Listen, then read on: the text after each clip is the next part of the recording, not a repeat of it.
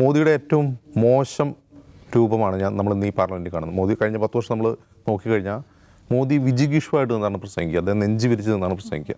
ഇന്ന് അദ്ദേഹത്തിൻ്റെ body language തന്നെ വളരെ ഡൗൺ ആയിട്ടാണ്. അദ്ദേഹം പഴയ കാര്യങ്ങൾ, ഞാൻ സർജിക്കൽ സ്ട്രൈക്ക് നടത്തി, അത് ചെയ്തു, ഇത് ചെയ്തു എന്നൊക്കെ പറയുന്നുണ്ടെങ്കിൽ പോലും അതിന് മുഖത്ത് അതിൻ്റെ ഒരു സന്തോഷമോ, താൻ മൂന്നാമതും തിരഞ്ഞെടുക്കപ്പെട്ട ഒരു സന്തോഷം ആ മുഖത്തില്ല. അങ്ങനെയാണ് അദ്ദേഹം പ്രസംഗിക്കുന്നത്. അതിൻ്റെ ഒരു കാരണം ഇന്നലത്തെ പ്രസംഗം കൂടിയാണ്. ഇന്നലത്തെ രാഹുൽ ഗാന്ധിയുടെ പ്രസംഗം കണ്ടപ്പോൾ നിഷാദ് പറഞ്ഞ പോലെ അങ്ങനെ ഫോക്കസ് ചെയ്തില്ല എന്നുള്ളതല്ല. രാഹുൽ ഗാന്ധി തുടങ്ങുന്നത് എന്താണ്, നിങ്ങൾ ഈ രാജ്യത്ത്, അതായത് ഈ പ്രസംഗം എന്താണ് ശരിക്കും സർക്കാരിൻ്റെ നയപ്രഖ്യാപനത്തിനുള്ള നന്ദി പ്രമേയ ചർച്ചയാണ്. അപ്പോൾ സർക്കാരിൻ്റെ നയത്തിൽ ഊന്നിയായിരിക്കുമല്ലോ രാഹുൽ സംസാരിക്കേണ്ടത്. രാഹുൽ പറയുന്നത് നിങ്ങൾ ഈ രാജ്യത്ത് ഭയം ഇൻഫിൽട്രേറ്റ് ചെയ്യുന്നു ജനങ്ങൾക്കിടയിൽ. അതിന് അദ്ദേഹം ഓരോ ഉദാഹരണം പറയുന്നുണ്ട്. അപ്പോൾ അദ്ദേഹം അതിൽ പറയുന്ന കാര്യം, അദ്ദേഹം ഭാരത് ജോഡോ യാത്ര നടത്തിയ സമയത്ത് ഒരു സ്ത്രീ അദ്ദേഹത്തെ കാണാൻ വന്നു. എൻ്റെ ഭർത്താവ് എന്നെ നിരന്തരം തല്ലുകയാണ്. അപ്പോൾ എന്താണ് കാരണം എന്ന് ചോദിച്ചു. രാവിലെ ഭക്ഷണം ഉണ്ടാക്കാൻ പറ്റുന്നില്ല, അപ്പോൾ അതിന് എല്ലാ ദിവസവും ഭർത്താവിനെ തല്ലും, എനിക്ക് ഭയമാണ് എന്നവർ പറഞ്ഞു. ഈ ഭക്ഷണം ഉണ്ടാക്കാത്തതിൻ്റെ കാരണം എന്താണ്? ഗ്യാസിന് വില കൂടിയതാണ്, എനിക്ക് ഭക്ഷണത്തിന് വില കൂടിയതാണ്, എനിക്ക് കിട്ടുന്ന വരുമാനം കൊണ്ട് രാവിലെ ബ്രേക്ക്ഫാസ്റ്റ് ഉണ്ടാക്കാൻ കഴിയുന്നില്ല. ഒരു സ്ത്രീയുടെ ജീവിതം ഭയത്തിലേക്കാക്കിയാണ് നിങ്ങളുടെ പോളിസി. ആ ഒരു അർത്ഥത്തിൽ പൊളിറ്റിക്കലി അത് നല്ല കാര്യമാണ്, നല്ല രീതിയിലാണ് അദ്ദേഹത്തെ അവതരിപ്പിച്ചു വരുന്നത്. പക്ഷേ എനിക്കതിൽ തോന്നിയൊരു പ്രശ്നം, അത് നിഷാദ് കൃത്യമായിട്ട് പറഞ്ഞു. ഒരു കുഴപ്പം എന്താണെന്ന് വെച്ചാൽ, ഇപ്പോൾ നിർഭയത്വം, അഹിംസ, ഇതാണ് അദ്ദേഹം പറയാൻ ഉദ്ദേശിക്കുന്ന കാര്യം. ഞങ്ങളുടെ പോളിസി എന്താണ്? നിർഭയത്വമാണ്. ഞങ്ങളുടെ പോളിസി അഹിംസയാണ്. നിങ്ങൾ ഹിംസയുടെ ആളുകളാണ്, നിങ്ങൾ ജനങ്ങൾക്കിടയിൽ ഭയം വിതയ്ക്കുന്നു. ഇത് പറയാൻ വേണ്ടി അദ്ദേഹം ഉപയോഗിക്കുന്ന ചില ചിത്രങ്ങളാണ്. ഒന്ന് ശിവൻ്റെ ചിത്രം, ബുദ്ധൻ്റെ ചിത്രം, ജീസസിൻ്റെ ചിത്രം, പിന്നെ ഖുറാനിൽ നിന്നുള്ളൊരു കോട്ട്, ഇതൊക്കെ എടുത്തിട്ടാണ്. അപ്പോൾ അത് എടുക്കുമ്പോൾ തന്നെ ക്യാമറ മാറ്റുന്നു എന്ന് പറഞ്ഞാൽ അദ്ദേഹം കുറേ നേരം അതിൽ സമയം പോയി. ഇത് ശിവൻ്റെ ചിത്രം കാണിക്കുമ്പോൾ ക്യാമറ മാറ്റുകയാണ്. അപ്പോൾ ശിവൻ്റെ ചിത്രം കാണിക്കുക എന്നുള്ളത് വളരെ പ്രതീകാത്മകമാണ്.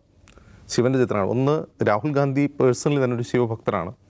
മറ്റൊന്ന്, നരേന്ദ്രമോദി ജയിച്ചു വരുന്ന വാരാണസിയിൽ നിന്നാണ്.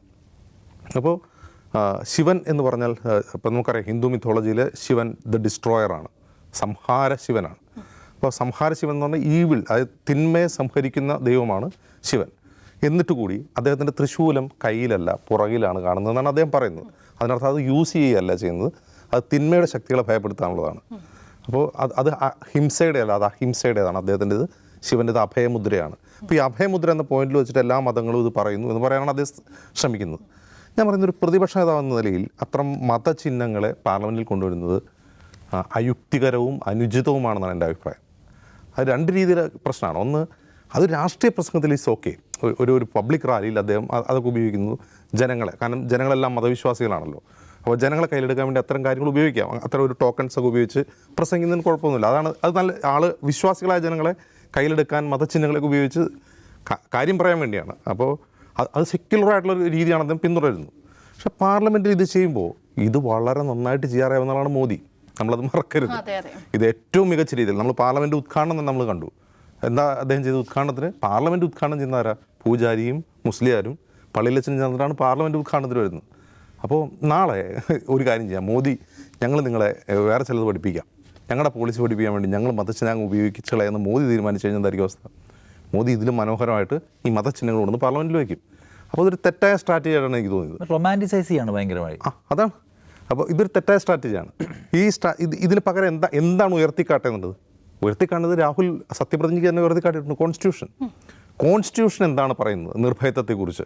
കോൺസ്റ്റിറ്റ്യൂഷൻ എന്താണ് അഹിംസയെക്കുറിച്ച് പറയുന്നത്? കോൺസ്റ്റിറ്റ്യൂഷൻ പൗരന്മാർ പരസ്പരം പുലർത്തേണ്ട ബന്ധവും ബഹുമാനവും എങ്ങനെയായിരിക്കണം? ഭരണകൂടവും പൗരനും തമ്മിലുള്ള ബന്ധം എങ്ങനെയായിരിക്കണം? ഒരു ഓതോറിറ്റേറിയൻ സ്വഭാവമുള്ള ഒരു ഭരണകൂടത്തോട് ജനം എങ്ങനെയാണ് പ്രതികരിക്കേണ്ടത്, ജനം എങ്ങനെയാണ് തിരുത്തേണ്ടത് എന്ന് കോൺസ്റ്റിറ്റ്യൂഷൻ എന്താണ് പറയുന്നത് തുടങ്ങിയ ഭരണഘടനാ മൂല്യങ്ങളിലൂന്നിയാണ് അദ്ദേഹം പ്രസംഗിക്കേണ്ടിയിരുന്നത്. കാരണം അത് കാണിച്ചത് അങ്ങനെയാണ്.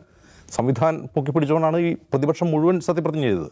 എന്നിരിക്കെ ഈ മതചിഹ്നങ്ങൾ ഉപയോഗിച്ചത് ഒരു തെറ്റായ ഇമേജറിയാണ്, ഒരു തെറ്റായ തുടക്കം കൂടിയാണ്. മാത്രമല്ല അത് BJPക്ക് നല്ല വടി കൊടുക്കുകയാണ്.